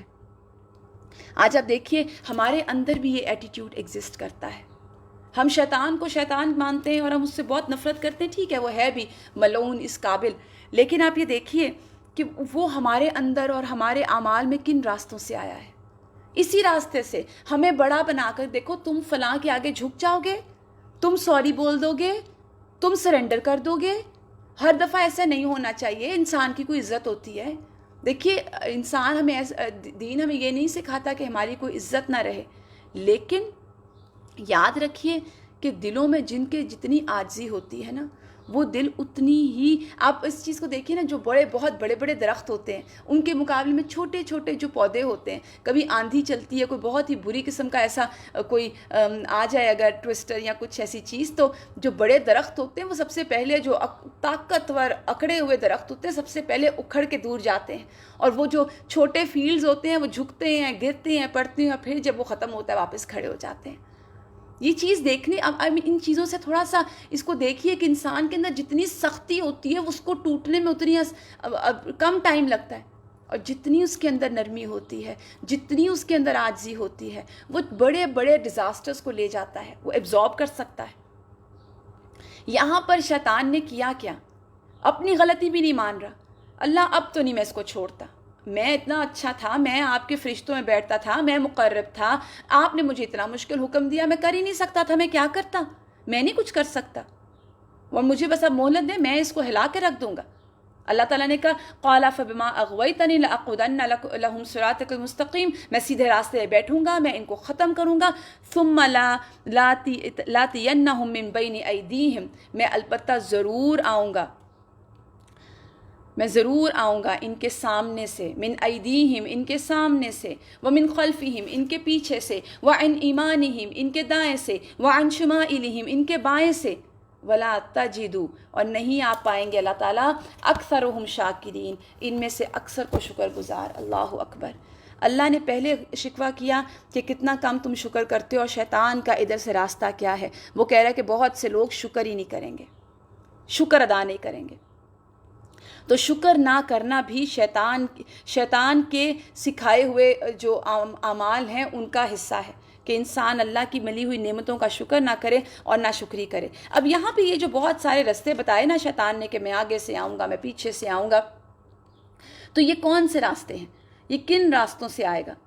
یعنی دیگر ائمہ جو ہیں اس کی تفسیر کرتے ہیں. سب سے پہلے تو ہم یہ دیکھتے ہیں کہ صراط مستقیم کیا ہے، کہ جس کے اوپر یہ بیٹھے گا تاکہ میں لوگوں کو گمراہ کروں، اس لیے بیٹھے گا صراط مستقیم پہ تاکہ لوگ اپنا رستہ چھوڑ دیں، تیری عبادت نہ کریں، تیرے ساتھ شریک کریں، یعنی اللہ کو وحدہ لا شریک نہ مانیں، اور اسی وجہ سے تو نے مجھے گمراہ کیا، اس کی وجہ سے تو میں ان رستوں سے ٹارگٹ کروں گا.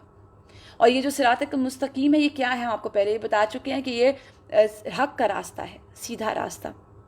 پھر کہنے لگا میں آگے سے آؤں گا. آگے سے معنی کیا ہے، یعنی ان کے فیوچر کے اوپر، اور فیوچر میں کیا ہے، آخرت، یعنی آخرت کے بارے میں شک ڈالوں گا، ان کی آخرت میں کنفیوژنس پیدا کروں گا کہ پتہ نہیں کل آنی بھی ہے کہ نہیں آنی، قیامت آنی بھی ہے کہ نہیں. ایسے یہ مولوی ڈراتے رہتے ہیں، ایسے دلوں میں وہم آتے ہیں نا. ومن خلفہم ان کے پیچھے سے آؤں گا. پیچھے سے کیا مطلب، یعنی انہیں دنیا کی محبت میں مبتلا کروں گا، یہ دنیا میں دل لگا لیں گے، فیوچر کی پلاننگ ہی نہیں کریں گے، قیامت کی پلاننگ نہیں کریں گے، آخرت کی پلاننگ نہیں کریں گے. وعن ایمانہم اور ان کے دائیں سے آئیں گے، معنی یہ ہے کہ ان پر دین کے معاملے کو مشتبہ کر دوں گا. یہ ساری مولویوں کی باتیں ہیں، خام خواہ ڈراتے رہتے ہیں، سارے دن ایک جیسے نہیں رہتے. اللہ غفور الرحیم ہے، معاف کر دے گا. یہ جملے وہ ہیں جو ہم روٹین میں اپنی زندگیوں میں سنتے ہیں. پھر اللہ کہتے ہیں وَعَنْ شِمَائِلِهِمْ، اس نے کہا کہ میں کہاں سے آؤں گا، بائیں طرف سے آؤں گا. مراد یہ ہے کہ میں گناہوں اور نافرمانیوں کی خواہش پیدا کروں گا، یعنی نافرمانیاں اور گناہ جو ہوں گے نا وہ ان کو بیوٹیفائی کر کے دکھائے گا. آپ اس کو ایسا سمجھیے جیسے شوگر کوٹڈ گولیاں ہوتی ہیں، میڈیسنز ہوتی ہیں، کہ وہ اتنی کڑوی ہوتی ہیں کہ وہ کھائی نہیں جاتی، تو ان کو شوگر میں کوٹ کر دیتے ہیں اور پھر وہ انسان کھا جاتا ہے. تو وہ ایسے گناہوں کو شوگر کوٹ کر کے دکھائے گا، گناہوں میں لذت ملے گی، انسان اللہ کی نافرمانی کو ہلکا سمجھے گا. اور آج ہم نے وہ سب کیا. الغرض یہ کہ اس سے مراد خیر اور شر کے تمام راستے ہیں، وہ ساری خیر سے ان کو روکے گا، شر ان کے دلوں میں پیدا کرے گا، شر کی محبت ان کے دلوں میں پیدا کرے گا. لیکن ابن عباس سے روایت کرتے ہیں، وہ کہتے ہیں کہ شیطان نے یہ نہیں کہا کہ میں ان کے اوپر سے آؤں گا، اوپر سے آنے کی بات نہیں کی، نیچے سے آنے کی بات بھی نہیں کی. کیوں؟ کیونکہ آپ دیکھیے انسان نیچے سجدہ کرتا ہے زمین پر، اور اوپر سے رحمت نازل ہوتی ہے. تو یہ وہ راستے ہیں جہاں سے وہ آ نہیں سکتا. اللہ سبحانہ تعالیٰ نے کہا اخرج، نکل جاؤ، منہا یہاں سے، مذعومن مذمت کیا ہوا، مدحورا دھتکارا ہوا. یہ مذعومن کیا ہے؟ یعنی عیب دار، ہٹایا ہوا، ریجیکٹڈ، دھتکارا ہوا. اور پھر کیا ہے؟ مدحورا، یہ بھی ریجیکٹڈ ہے، ذلیل اور رسوا کے معنی میں، دور کیا ہوا. لمن تبعک، جو تیری پیروی کریں گے، یعنی تجھے جو فالو کریں گے، منہم، ان میں سے، لأملأن، البتہ میں ضرور بھر دوں گا، جہنم، جہنم کو، منکم، تم سے، اجمعین، سب کے سب سے. یعنی جو جو تیری پیروی کریں گے، جو جو تیرے پیچھے چلیں گے، جو جو تجھے تیرے نقش قدم پہ چلیں گے، ان سب کو میں جہنم میں پھینک دوں گا. پھر اللہ سبحانہ تعالیٰ نے آدم سے خطاب کیا، وَيَا آدَمُ، اے آدم، اسکن، تم رہو، انتا، تم، وزوجک، اور تیری بیوی، الجنت، جنت میں. اور جنت میں رہ کے کیا کرو؟ فَكُلَا مِنْ حَيْثُ شِئْتُمَا وَلَا تَقْرَبَا هَذِهِ الشَّجَرَةَ، جہاں سے دل چاہتا ہے کھاؤ، مگر اس درخت کے پاس نہ جانا. فَتَكُونَ مِنَ الظَّالِمِينَ، اور تم ہو جاؤ گے ظالم. اور یہاں ظلم کیا ہے؟ اللہ کی بات نہ ماننا. تو اللہ نے کہا اب یہ درخت کون سا تھا، کیسا تھا، کیوں ایسا حکم دیا، یہ ہمارے کام کی بات نہیں ہے. ہمارا مقصد کیا ہے اس میں سے دیکھنا کہ نصیحت کیا مل رہی ہے ہمیں. اللہ کا حکم تھا کہ دیکھو اس کے پاس نہ جانا ورنہ ظالم ہو جاؤ گے. اور ظلم کیا ہے؟ اللہ کی بات نہ ماننا. فوسوس لہم الشیطان، اب شیطان آ گیا. وہ کیسے رہ سکتا تھا؟ اس نے ان دونوں کے دلوں میں وسوسہ ڈالا، بہکانے کی کوشش کی. لیبدی لہما ما وری عنہما من سوآتہما، اور ان کے دلوں میں وسوسہ ڈالا اور ان کی شرم گاہیں ظاہر کر دی. کہا جاتا ہے کہ جو ہی انہوں نے وہ پھل کھایا، ان کے لباس اتر گئے، یہ برہنہ ہو گئے. وقالا، اور کہنے لگے، ما نہاکما ربکما عن ہذہ الشجرۃ الا ان تکونا ملکین. اور شیطان نے کہا تمہارے رب نے تمہیں اس لیے اس سے روکا کہ کہیں تم فرشتے نہ بن جاؤ، او تکونا من الخالدین، کہیں تم ہمیشہ رہنے والوں میں سے نہ ہو جاؤ. یعنی شیطان اس راستے سے آیا، اس نے کہا یہ اس لیے تمہیں منع کیا اللہ نے کہ تم فرشتے بن جاؤ گے، تمہارا رتبہ بڑھ جائے گا، تمہاری زندگی ہمیشہ کی ہو جائے گی. اور پھر اس نے کیا کیا؟ وَقَاسَمَهُمَا إِنِّي لَكُمَا لَمِنَ النَّاصِحِينَ، قسمیں کھانے لگا. کیا قسمیں؟ کہ میں تمہارا سچا خیر خواہ ہوں، میں تمہارے لیے یہ فائدے کی بات بتا رہا ہوں. پھر کیا ہوا؟ فَدَلَّهُمَا بِغُرُورٍ، اللہ تعالیٰ کہتے ہیں انہوں نے، شیطان نے اس کو دھوکے سے بہکا لیا. اور پھر کیا ہوا؟ جب انہوں نے چکھ لیا درخت کا پھل، بدت لہما سوآتہما واتفقا یخصفان علیہما من ورق الجنہ، ان کے دونوں کے ستر کھل گئے، برہنہ ہو گئے، شرمگاہیں ظاہر ہو گئیں. اور پھر وہ کیا کرنے لگے؟ اپنے جسموں پر جنت کے پتے چپکانے لگے.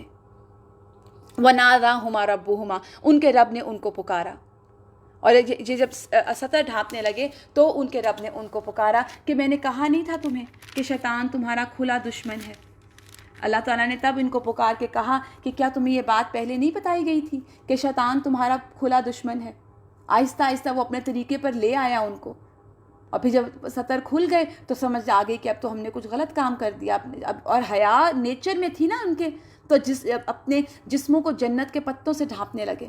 تب اللہ نے ان کو پکارا، کیا میں نے تمہیں اس جنت کے اس درخت سے روکا نہ تھا؟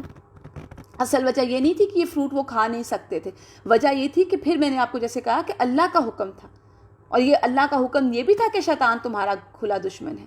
اب دونوں کیا کہنے لگے؟ اب آپ یہاں پہ ذرا کمپیریزن کیجئے شیطان کے ایٹیٹیوڈ کا اور اس کے مقابلے میں انسان کے ایٹیٹیوڈ کا، حضرت آدم کے ایٹیٹیوڈ کا. حضرت مٹی سے بنا ہوا مخلوق، اس کا طریقہ دیکھیے، پھر اس کی طرف آگ سے بنی ہوئی مخلوق کا طریقہ دیکھیے. اس نے کیا کہا تھا؟ اللہ آپ نے حکم اتنا مشکل دیا، میں کر ہی نہیں سکتا تھا، تو اس لیے میرا کوئی قصور نہیں. یہی بات کی نا اس نے. حضرت آدم نے کیا کہا؟ قالا، کہنے لگے، ربنا ظلمنا انفسنا، اللہ نے ان کو یہ کلمات سکھائے اور انہوں نے ادا کیے، اے میرے رب ہم نے ظلم کیا اپنی جانوں پر.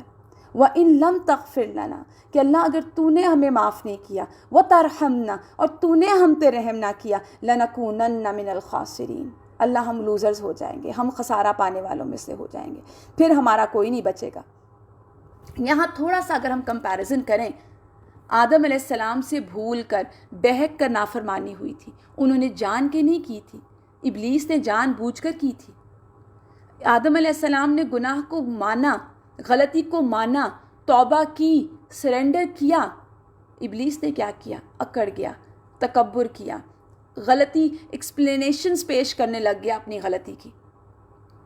پھر آدم نے کیا کیا؟ ایسا گناہ جو انہوں نے جان کے نہیں کیا تھا، بہک کر کیا تھا، اس کی ذمہ داری اٹھائی، ایڈمٹ کیا، اس کو اون کیا۔ توبہ کی وجہ سے کیا ہوا؟ مقرب ہو گئے، نبوت مل گئی حضرت آدم کو۔ اور ابلیس نے کیا کہا؟ گمراہی کا الزام، کہتا ہے اللہ آپ نے حکم ہی ایسا دیا اس لیے بہک گیا، آپ کا قصور ہے سارا۔ تو اس کی وجہ سے کیا ہوا؟ ملعون ٹھہرا۔ ہم ہر دفعہ قرآن پڑھنے سے پہلے کیا پڑھتے ہیں؟ اعوذ باللہ من الشیطان الرجیم، رجم کیا ہوا، ریجیکٹڈ، جہنمی ٹھہرا۔ اور خود ہی نہیں، جو اس کے ساتھ ہوگا وہ سب کے سب جہنم میں جائیں گے۔ تو اب دیکھیے کہ یہ چیزیں بہت، یہ اس واقعے سے ہمیں کیا سبق ملتا ہے یہاں تک اگر ہم دیکھیں تو وہ یہ کہ پہلے تو انسان کو زیب ہی نہیں دیتا کہ وہ تکبر کرے، انسان کو تکبر زیب نہیں دیتا۔ پہلے یہ کہ تکبر کرنے والوں کو اللہ پسند نہیں کرتا۔ رسول اللہ صلی اللہ علیہ وسلم نے فرمایا جس کے دل میں ذرہ برابر تکبر ہو وہ جنت میں نہیں جائے گا۔ رسول اللہ صلی اللہ علیہ وسلم نے کہا کہ جہنم جو ہے وہ متکبروں کے لیے منتخب کی گئی ہے۔ اور پھر یہ بھی حدیث میں ہمیں پتہ چلتا ہے کہ جابر اور متکبر لوگ قیامت کے دن چونٹیوں کی صورت میں اکٹھے کیے جائیں گے، لوگوں کے پاؤں تلے روندے جائیں گے، کیونکہ وہ اللہ کی نظر میں ذلیل ہوں گے نا۔ حضرت سفیان بن عیینہ نے کہا کہ جس کا گناہ خواہش نفس کی مغلوبیت کی وجہ سے ہوا، یعنی دل اس کا اپنی ڈیزائر میں بہہ گیا، اپنی خواہش کی وجہ سے اس نے گناہ کر دیا، تو اس کے لیے توبہ کی امید رکھو۔ کیوں؟ کیونکہ آدم علیہ السلام نے بھی خواہش نفس کے دباؤ میں آ کر نافرمانی کی تو اللہ نے ان کو بخش دیا۔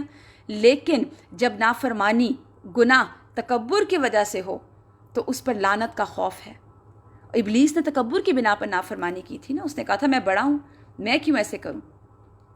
تو یہ چیز سیکھنے کی ہے۔ تکبر یہ ہے کہ انسان، اچھا تکبر ہے کیا؟ ذرا ہم اس کو دیکھیے کہ انسان اپنے آپ کو، اپنی صفات کو، اپنی کبھی شکل کو، کبھی اپنی صلاحیتوں کو دوسروں سے فوقیت دے کہ میں بہت بہتر چیز ہوں، میری کیا بات ہے، اپنی تعریفیں۔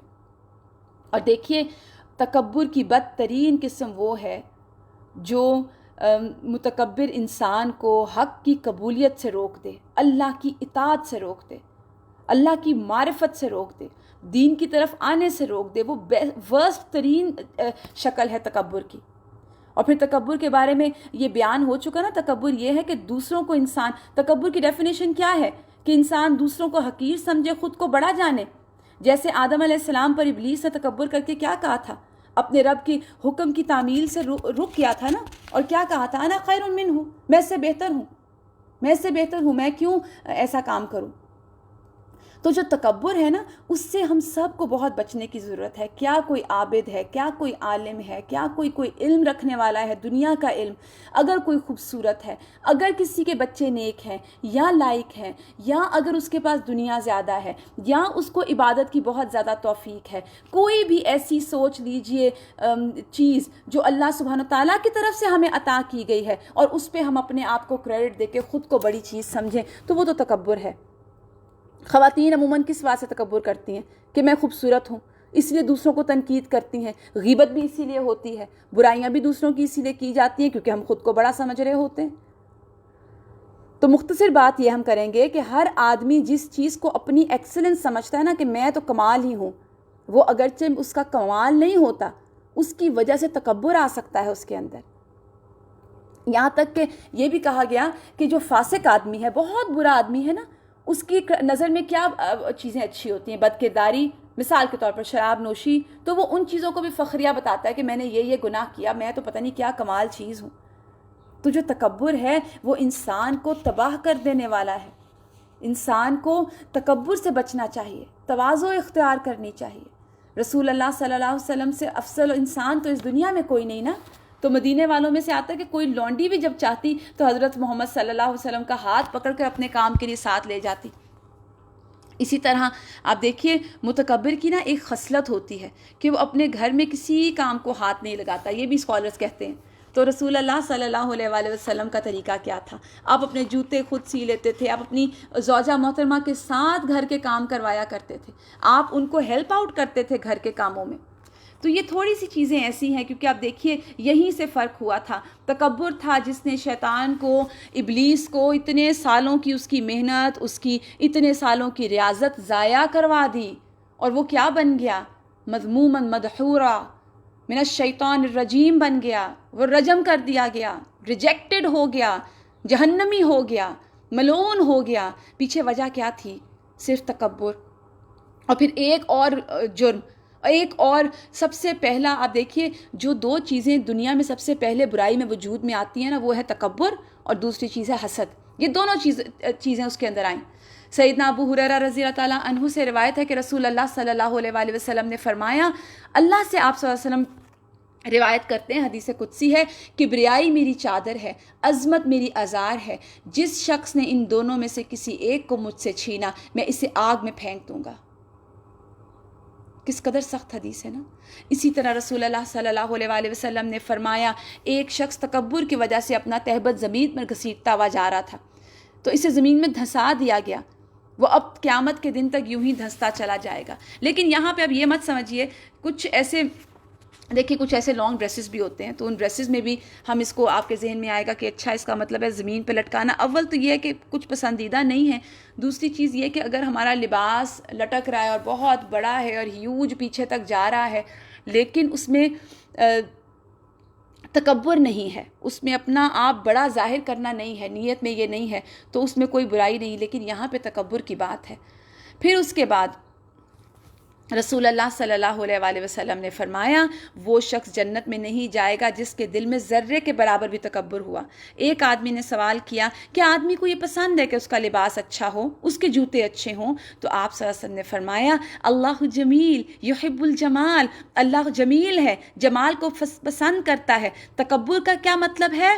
بطر الحق وغمط الناس، کہ حق کا انکار کرنا، حق کو ٹھکرانا اور لوگوں کو حقیر سمجھنا، یہ تکبر ہے۔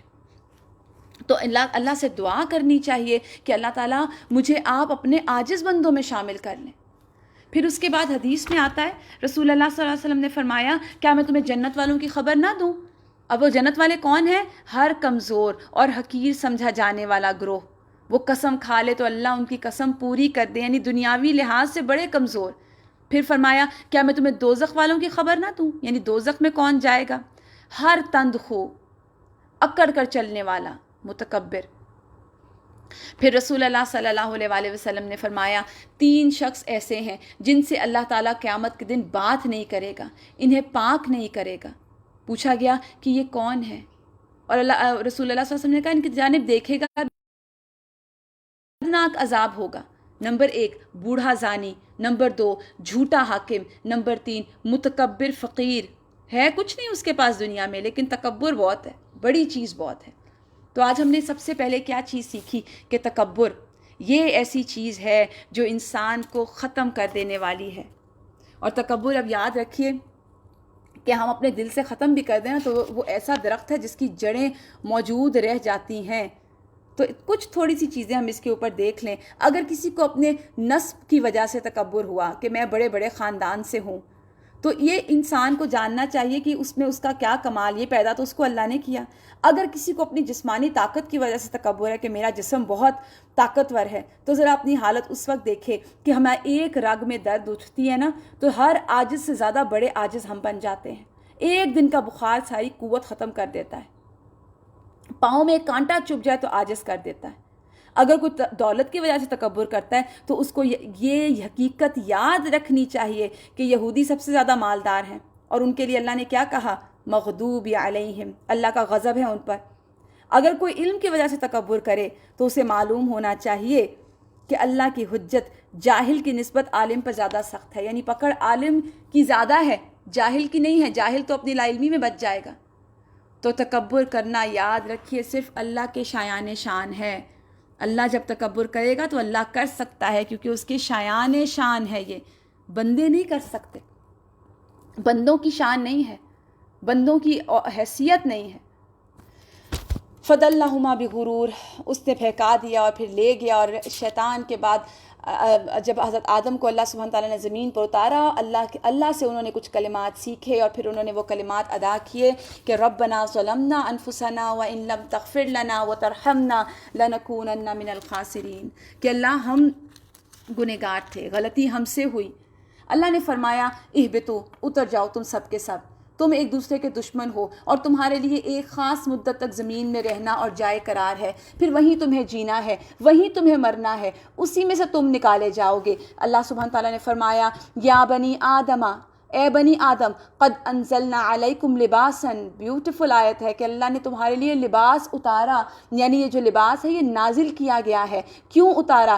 یواری سوآتکم وریشا، تاکہ تمہارے جسم کے قابل شرم حصوں کو ڈھانپ لے. وَلِبَاسُ التَّقْوَى ذَلِكَ خَيْرٌ، اور تقویٰ کا لباس جو ہے وہ بہتر ہے. یہاں پہ چونکہ بات ہو رہی تھی آدم کے لباس اتروانے کی، جو کہ شیطان نے ان کے ساتھ کیا، تو یہاں پر پھر اللہ سبحانہ تعالیٰ نے لباس کا ذکر کیا. کہا کہ اللہ سبحانہ تعالیٰ نے یہ لباس نازل کیا ہے، اور اس لباس کو نازل کرنے کا مقصد کیا ہے؟ تاکہ تمہارے قابل شرم حصوں کو ڈھانکے، نہ کہ اس لباس کو ہم اتنا شرنک کر لیں، اتنا ٹائٹ کر لیں کہ قابل شرم حصے جو ہیں وہ لباس پہن کے بھی برہنہ ہوں، یا لباس ایسا سی تھرو ہو کہ جس کے اندر باہر سب نظر آئے، یا ایسا چھوٹا ہو کہ جس سے انسان کا جسم جو ہے وہ برہنہ ہو. ایسا لباس اللہ کو پسند نہیں ہے. اللہ سبحانہ تعالیٰ یہاں کہہ رہے ہیں کہ ہم نے لباس اتارا، اور مقصد کیا ہے؟ تاکہ قابل شرم حصوں کو ڈھانکے اور پھر کیا کرے؟ جسم کی حفاظت کرے، جسم کو بیوٹیفل بنائے. آپ دیکھیں لباس کیا کرتا ہے، ہمیں سردی گرمی سے بچاتا ہے نا، اور جتنا پیارا، جتنا زیادہ آپ کورڈ ہوتے ہیں اتنا زیادہ ایک ڈیسنسی اور ایلیگنٹ لگتا ہے انسان. تو زینت کا ذریعہ. اور پھر اللہ تعالیٰ کہتے ہیں لباس التقوی ذالک خیر، تقوی کا لباس جو ہے وہ سب سے بہتر ہے. تقوی کا لباس کیا ہے؟ یعنی دل کا لباس. دل میں انسان کے تقوی ہو، دل میں انسان کے اللہ کا ڈر ہو، دل میں انسان وہ عمل سوچے، وہ کرے، وہ چیزیں سوچے جو اللہ کو راضی کرنے والی ہوں، اللہ کو ناراض کرنے والے کام نہ کرے. تو وہ لباس التقویٰ کے بارے میں آتا ہے کہ جو شخص اللہ تعالیٰ سے ڈر کر اپنے ستر کے مقام کو چھپا لیتا ہے تو یہ لباس تقویٰ ہے. یعنی اللہ سے ڈر کر کوئی انسان ایسا لباس نہ زیب تن کرے جو اللہ کو ناراض کرنے والا ہو. لباس کیسا ہونا چاہیے؟ جو قابل شرم حصوں کو ڈھانکے اور تمہارے لیے جسم کی حفاظت بھی کرے، بیوٹیفل بھی لگے. تو یہ اللہ کی نشانیوں میں سے ایک نشانی ہے، شاید لوگ اس سے سبق لیں. اے بنی آدم، ایسا نہ ہو کہ شیطان تمہیں پھر اسی طرح فتنے میں مبتلا کرے جس طرح اس نے تمہارے والدین کو جنت سے نکلوایا. آپ دیکھیے کہ اللہ تعالیٰ یہاں پہ والدین کا لفظ استعمال کر رہے ہیں، اور یہاں پہ بیسکلی غیرت دلائی جا رہی ہے نا. جب کوئی والدین کا نام لے کے کسی کو کچھ کہتا ہے تو وہ چیز برداشت نہیں ہوتی. پھر اصل میں یہاں پہ والدین کی بات کی جائے کہ یاد کرو اس نے تمہارے باپ کے ساتھ کیا کیا تھا، آدم علیہ السلام کے ساتھ، کس طرح انہیں جنت سے نکالا تھا، ان کے لباس اتروا دیے تھے، ان کی شرمگاہیں ایک دوسرے کے سامنے کھلوا دی تھی. اور وہ اور اس کے ساتھی یعنی شیطان کے تمہیں ایسی جگہ سے دیکھتے ہیں جہاں سے تم ان کو نہیں دیکھتے. ان شیاطین کو ہم نے ان لوگوں کا سرپرست بنا دیا جو ایمان نہیں لاتے. یہ لوگ جب کوئی شرمناک کام کرتے ہیں تو کہتے ہیں کہ ہم نے اپنے باپ دادا کو اسی پر پایا. اب یہاں پہ اہل عرب کی طرف اشارہ ہے، چونکہ یہ بات ان کی ہو رہی تھی بے لباسی کی، تو ان کا طریقہ یہ تھا کہ یہ دور جاہلیت میں کعبہ کا طواف برہنہ ہو کر کرتے تھے اور کہتے تھے کہ اللہ نے ہمیں اس کا حکم دیا، ہمارے باپ دادا یہ کرتے تھے. تو اللہ تعالیٰ کہتے ہیں کہ یہ کہتے ہیں کہ اللہ نے ہمیں ایسا کرنے کا حکم دیا. تو فرمایا ان سے کہو اللہ بے حیائی کا حکم نہیں دیا کرتا. کیا تم اللہ کا نام لے کر وہ باتیں کرتے ہو جن کے متعلق تمہیں علم نہیں کہ وہ اللہ کی طرف سے ہیں؟ اے نبی صلی اللہ علیہ وآلہ وسلم ان سے کہو میرے رب نے تو سیدھا انصاف کا حکم دیا، اور اس بات کا حکم تو یہ ہے کہ ہر عبادت میں اپنا رخ قبلے کی طرف رکھو، ٹھیک رکھو. قل امر ربی بالقسط وَأَقِيمُوا وُجُوهَكُمْ عِنْدَ كُلِّ مَسْجِدٍ وَادْعُوا مُخْلِصِينَ لَهُ الدِّينَ، اور اللہ کو پکارو دین کو صرف اسی کے لیے خالص کر کے. عبادت خالص ہو، صرف اللہ کے لیے ہو. اور خالص عبادت دو طرح کی ہے، نمبر 1 صرف اللہ کے لیے ہو، نمبر 2 رسول اللہ صلی اللہ علیہ وسلم کے طریقے پر ہو. پھر فرمایا جس طرح اس نے تمہیں اب پیدا کیا اس طرح تم پھر پیدا کیے جاؤ گے، یعنی حساب دینے کے لیے قیامت کے دن۔ ایک گروہ کو تو اس نے سیدھا راستہ دکھا دیا مگر دوسرے پر گمراہی چسپاں ہو گئی، اور کیوں ہو گئی؟ کیونکہ انہوں نے اللہ کے بجائے شیطان کو سرپرست بنا لیا، اس سے مشورے کرتے ہیں، اس کی باتیں مانتے ہیں، وہ جو دلوں میں ڈالتا ہے وہ مانتے جاتے ہیں، یہ جاننے کی بھی کوشش نہیں کرتے کہ ہمارا رب ہم سے کیا چاہتا ہے۔ آج آپ نے 2-3 باتیں سیکھی، اور سب سے پہلے اللہ کا شکوہ تھا نا کہ کتنا کم تم شکر کرتے ہو، اور دوسری طرف شیطان نے بھی آ کے یہی کہا کہ اللہ میں ان کو جن راستوں سے بہکاؤں گا تو اکثر کو شکر گزار نہیں پائے گا۔ تو ہمیں کرنے کے کاموں میں کیا کرنا ہے؟ سب سے پہلے اپنی نعمتوں کو دیکھیں، ان کو ایکنالج کریں اور ان پر شکر ادا کریں۔ ہم نے یہ بھی پڑھا تھا نا کہ شکر جو ہے وہ نعمتوں کو قائم کر دیتا ہے، نعمتیں ثابت ہو جاتی ہیں۔ اور پھر اس کے بعد اپنے اندر سے تکبر کو نکالنا ہے، اپنی زبان سے متکبرانہ جملوں کو نکالنا ہے، اور اس کے لیے ہمیں کانشیس ایفرٹ کرنی ہے۔ پھر فرمایا اے بنی آدم، بڑی خوبصورت آیت ہے، اے بنی آدم خذوا زینتکم عند کل مسجد، ہر عبادت کے موقع پر اپنی زینت سے آراستہ ہو جاؤ۔ کیا مراد ہے اس بات سے؟ یعنی صحیح لباس پہن کر نماز کے لیے آؤ، نماز کے لیے آؤ، دینی مجالس میں جاؤ تو زیب و زینت اختیار کرو۔ دیکھیے اسلام میں زینت کو منع نہیں کیا گیا، بیوٹیفل، اچھا لگنا، اچھی طرح تیار ہونا، اس کو منع نہیں کیا گیا، بشرطے کہ وہ دین کے مطابق ہو، رسول اللہ صلی اللہ علیہ وسلم کے بتائے ہوئے، اور صحابیات کے، عورتوں کے لیے خصوصی طور پہ صحابیات کے طریقے پر اور دین کے احکامات کے مطابق ہو۔ اور پھر اس کے بعد کیا ہو؟ لباس مناسب ہو، سی تھرو نہ ہو، بہت ٹائٹ نہ ہو، ایسا بالکل نہ ہو کہ جس سے انسان کو اندر اور باہر سب نظر آئے۔ تو لباس کے متعلق بھی انسان کو بہت زیادہ کیئرفل ہونے کی ضرورت ہے۔ تو یہاں پہ کہا گیا کہ ہر نماز کے وقت زینت اختیار کرو۔ اس سے مراد کیا ہے؟ جیسے وہ لوگ کرتے تھے نا، برہنہ اور عریاں ہو کر طواف کرتے تھے، تو کہا گیا کہ نہیں، اب جب تم مسجد آؤ گے تو اپنے آپ کو مزین کر کے آؤ گے، لباس صاف ستھرا ہو، زینت کے ساتھ خوشبو والا ہو۔ اور عورتوں کے لیے تو ضرورت ہے، یاد رکھیے کہ بہت زیادہ ایسی خوشبو جو بہت سپریڈ کر رہی ہو وہ عورتوں کے لیے پسندیدہ نہیں ہے، حدیث میں بہت سخت الفاظ آتے ہیں۔ لیکن یہ کہ آپ اپنی ابایاس کے اندر اگر آپ کوئی خوشبو لگا لیتے ہیں، جس سے یہ ہو کہ کیونکہ گرمیاں ہوں اور آپ مسجدوں میں اگر جائیں، آج کل تو ویسے حالات ایسے ہیں کہ مسجدوں میں کوئی بھی نہیں جا رہا، لیکن اگر ایسا ہو تو آپ سے نہ اسمیل آئے، اور کوئی ایسی گیدرنگ ہو تو اس میں مناسب لباس ہو اور تھوڑا سا ہلکا سا خوشبو کا ایسا استعمال جو کہ دوسرے کو اچھی فیلنگ آئے آپ سے۔ تو یہاں پر کہا گیا یا بنی آدم خذوا زینتکم عند کل مسجد وَكُلُوا وَاشْرَبُوا وَلَا تُسْرِفُوا، یہ بڑی امپورٹنٹ آیت ہے، اور کھاؤ اور پیو اور حد سے تجاوز نہ کرو۔ بعض طبیب کہتے ہیں کہ اللہ نے اس جملے میں آدھا طب، آدھا میڈیسن جو ہے وہ بیان کر دیا گیا، آدھا طب کا علم بیان کر دیا گیا، کیونکہ اکثر امراض جو ہے نا وہ خوراک کی بد احتیاطیوں کی وجہ سے ہوتے ہیں۔ اب روزے آ گئے ہیں نا، اب دیکھیے گا افطار کے ٹائم پہ ہوتا کیا ہے، ہم لوگ اکثر ہی کہتے ہیں افطاری کے بعد تو جسم میں جان ہی نہیں رہتی۔ وہ جان کیسے رہے؟ سارا دن آپ بھوکے تھے اور آپ ایکٹیو تھے اور آپ کام کر رہے تھے، اور افطار کے وقت آپ نے اس طرح پیٹ بھر کے کھایا کہ پھر آپ کچھ کرنے کے قابل ہی نہیں رہے۔ اور جو چیز، تھوڑا سا اس کو بھی دیکھیے کہ ہم کھا کیا رہے ہیں۔ حدیث میں آتا ہے کہ معدے کو حوض کہا گیا، جس سے پورا جسم سیراب ہوتا ہے۔ اب ہوتا کیا ہے؟ دودھ پی لیا، پکوڑے کھا لیے، سارا کچھ کھاتے جا رہے ہیں، پھر جب نارمل ہوتے ہیں، جب معدہ بھرتا ہے، پھر ہوش آتی ہے اور پھر اس میں جان ہی نہیں رہتی جسم کے اندر۔ تو یہاں پر جو چیز سکھائی جا رہی ہے نا وہ بہت ہی خوبصورت ہے، وہ یہ کہ کھاؤ، کھانے سے منع نہیں کیا گیا، اللہ کی نعمتیں انجوائے کرو، پیو، اللہ کی نعمتیں انجوائے کرو، ولا تسرفو، حد سے نہ بڑھو، اعتدال کا دامن نہ چھوڑو۔ کیوں؟ کیونکہ انہ لا یحب المسرفین، اللہ نہیں پسند کرتا، اللہ کو نہیں پسند کہ کوئی اسراف کرے۔ اب وہ خواہ کھانے کا معاملہ ہو، خواہ لباس کا معاملہ ہو، کہ انسان اسراف کرے، اللہ کے حکم کی نافرمانی کرے، لباس میں یا خوراک میں یا مال کے خرچ کرنے میں، تو یہ سب چیزیں جو ہیں یہ اسراف میں آتی ہیں، اور اللہ تعالیٰ کو اسراف کرنے والے پسند نہیں ہیں۔ اتنا کلیئرلی کہا گیا انہ لا یحب المسرفین۔ پھر فرمایا اے نبی صلی اللہ علیہ وآلہ وسلم، ان سے کہو کس نے اللہ کی اس زینت کو حرام کر دیا جسے اللہ نے اپنے بندوں کے لیے نکالا تھا؟ کس نے اللہ کی بخشی ہوئی پاک چیزیں ممنوع کی، یعنی حلال کو حرام کس نے کہا؟ کہو یہ ساری چیزیں دنیا کی زندگی میں بھی ایمان لانے والوں کے لیے ہیں، اور قیامت کے دن تو خاص طور پر انہی کے لیے ہوں گی۔ دنیا میں بھی ایمان والے اس سے فائدہ اٹھا رہے ہیں، لیکن دنیا میں تو ایمان والوں کے علاوہ وہ لوگ بھی جو ایمان نہیں رکھتے، دین پہ نہیں ہیں، مسلمان نہیں ہیں، اللہ نے اپنی رحمتوں اور نعمتوں کی کوئی کمی نہیں کی ان کے لیے۔ لیکن قیامت کے دن یہ تمام نعمتیں، یہ تمام رحمتیں خاص طور پر خالصتاً یوم القیامہ للذین آمنوا فی الحیات الدنیا، دنیا کے لیے بھی ہے لیکن قیامت کے دن تو خالص ان کے لیے ہوگی۔ کذالک نفصل الآیات، اسی طرح اللہ اپنی آیات بیان کرتا ہے، لقوم یعلمون، ایک ایسی قوم کے لیے جو علم رکھتی ہو۔ تو آج الحمدللہ اللہ کے حکم سے ہم نے بہت سی باتیں سیکھیں، اور ان سیکھنے والی باتوں میں کچھ باتیں تو یہ ہیں کہ وزن قیامت کے دن حق ہے اور وہ ضرور ہوگا، اور اعمال تولے جائیں گے اور ہم سب کو ہمارے کیے کا بدلہ ملے گا۔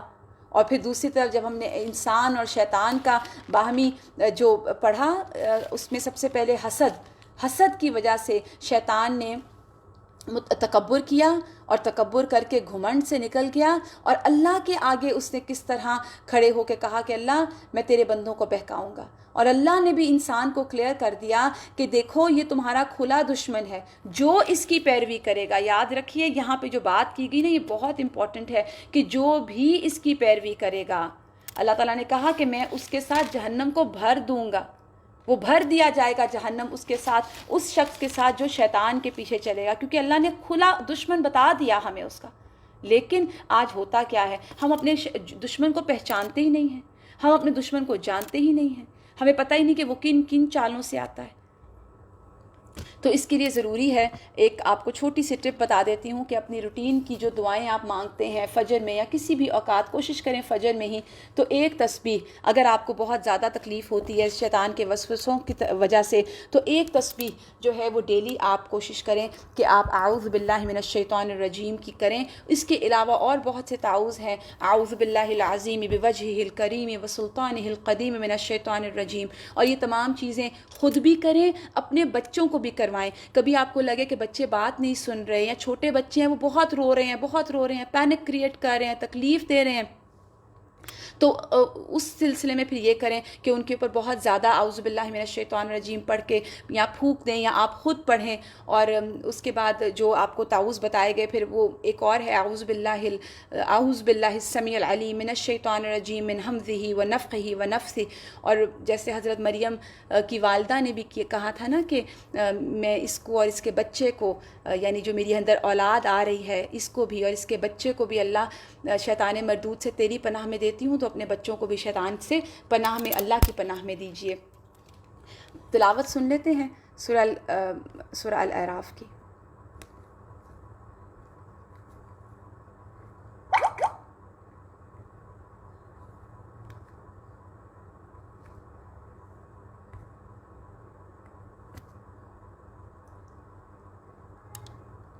بسم اللہ الرحمن الرحیم، الف لام